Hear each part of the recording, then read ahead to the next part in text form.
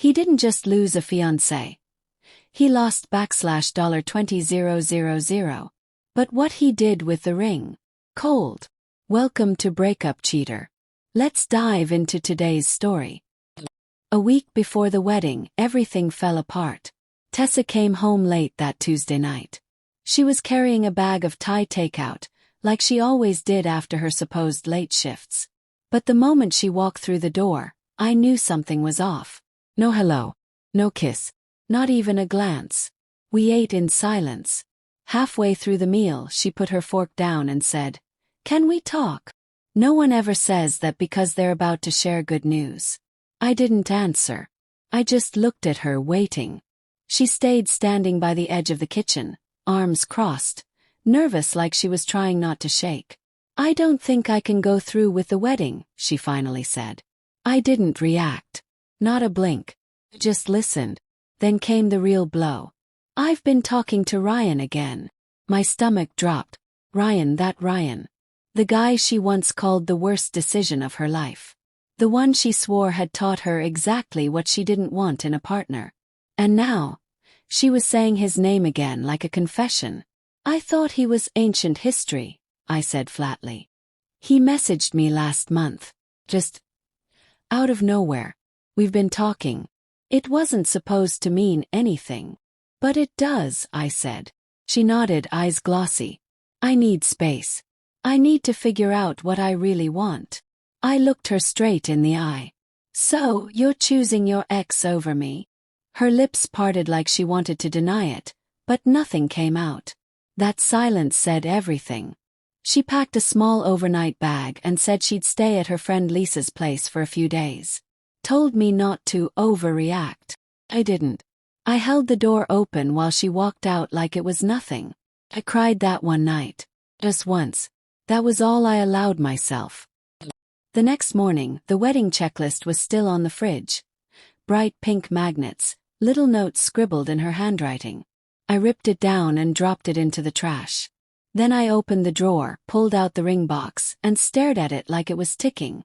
Custom platinum, 1-carat emerald cut diamond with sapphires on each side. Tessa's dream ring. I'd paid over $11,000 for it. That morning I made my first call to the venue. Told them the wedding was off. They were sympathetic.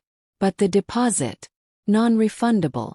$12,000 gone in a breath. Then came the florist. Same story. The caterer at least allowed me to have the order. No refund but some damage control.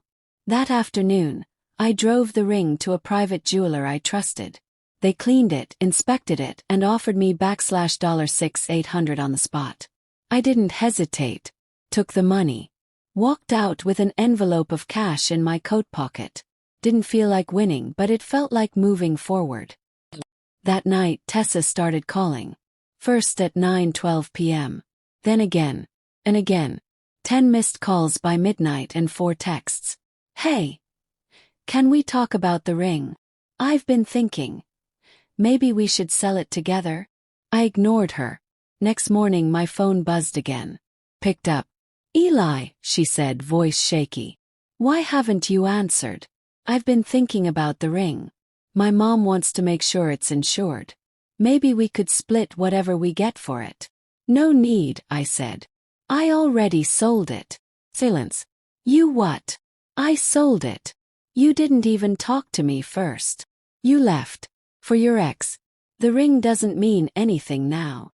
"It was expensive," she began. "I know. That's why I sold it." She paused, then snapped. "You should have told me first." "Told you what?"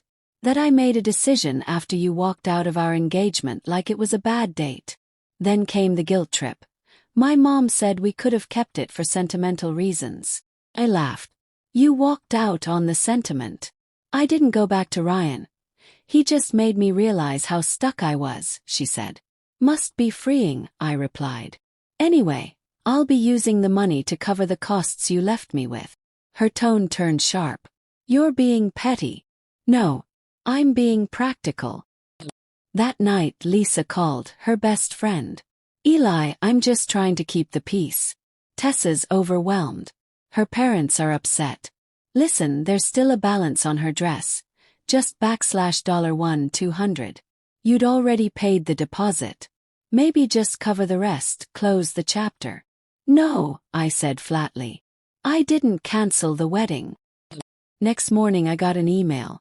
Subject: a civil proposal for everyone's sake. From her mother, Marlene Carter. She itemized all their investments, $800 on Tessa's dress fittings, $600 on her own mother of the bride outfit, $1000 on the rehearsal dinner deposit, and $200 toward bridesmaid gifts.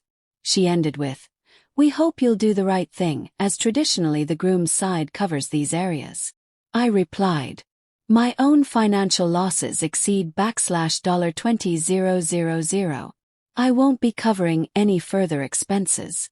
This discussion is closed." No reply. But I knew that wouldn't be the end. 2 days later, the honeymoon resort emailed to confirm check-in. Paid in full. 6 nights. Bahamas. Ocean View Suite. I almost cancelled. But then I picked up the phone and called my best friend, Marcus. When I told him everything, he didn't ask questions. He just said, "Send me the flight info. I'll pack." The next day, a new text from Tessa. Different number. "I know things are bad, but the honeymoon is non-refundable. Maybe Ryan and I could go and just get away. Consider it a peace offering." A peace offering. She wanted me to fund her vacation with her ex. I replied, "It's in my name. Non-transferable. I'll be going with someone who didn't walk out." The calls didn't stop. Neither did the dress shops. Apparently, my name had been listed as backup contact. They were trying to collect the final $200 from Tessa, but she wasn't answering emails, texts, or calls. I gave them her new number and told them not to call me again. A day later, I got a voicemail from her. "Eli, I didn't know the shop would come after me like this. My parents are furious. Ryan's trying to help, but he didn't expect all this. Please, just call me." I didn't. You don't toss a grenade into someone's life and expect them to come help you dodge the blast. That weekend, Lisa texted, "Tessa's falling apart. Her family's blaming her. Ryan's not helping. She's cracking under pressure." I deleted it. Pressure introduces people to consequences they thought they'd never meet. People started to talk. Some friends reached out. A few knew the truth. I didn't gossip, but I didn't lie either. Tessa, on the other hand, was spinning stories, saying I was emotionally unavailable, that she felt trapped. That's why she packed a bag and ran back to the man she said was her worst mistake. Then came Lisa again. "She misses you. Just thought you should know." I didn't answer. Regret isn't redemption. I moved out. Took what I paid for. Found a quiet one-bedroom across town. One night, unpacking boxes, I found the old wedding planning binder. I flipped through it. Menus, dress sketches, honeymoon plans. I didn't feel sad. Just done. I kept one page. An itemized list I made the day after she left. Of everything I'd lost. A receipt of who I became when things went sideways. I folded it, stored it in the back of my closet. Not for revenge. For clarity. 6 months passed clean. I didn't date. Didn't chase. I rebuilt. Got back in shape. Focused on work. Took some freelance gigs. Went on the honeymoon trip with Marcus. Pure sunshine, no drama. Eventually, I heard Tessa was working weekends to pay off the dress. Ryan didn't help. Her parents had washed their hands of it. Then one afternoon I saw her at the grocery store. She froze. I didn't. "Eli," she said softly.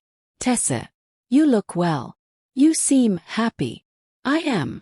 She looked like she wanted to say something. But what could she say? She nodded and stepped aside. I walked past. Didn't look back. That night I pulled out the list again. Not out of bitterness, but to remind myself. The ring didn't buy closure, it bought clarity. And that clarity taught me this. You don't get to burn the bridge and expect a ride home. Thanks for watching Breakup Cheater. If you've ever had to rebuild from betrayal, drop your story in the comments. Don't forget to like, subscribe, and share this with someone who needs a reminder. Peace is better than closure.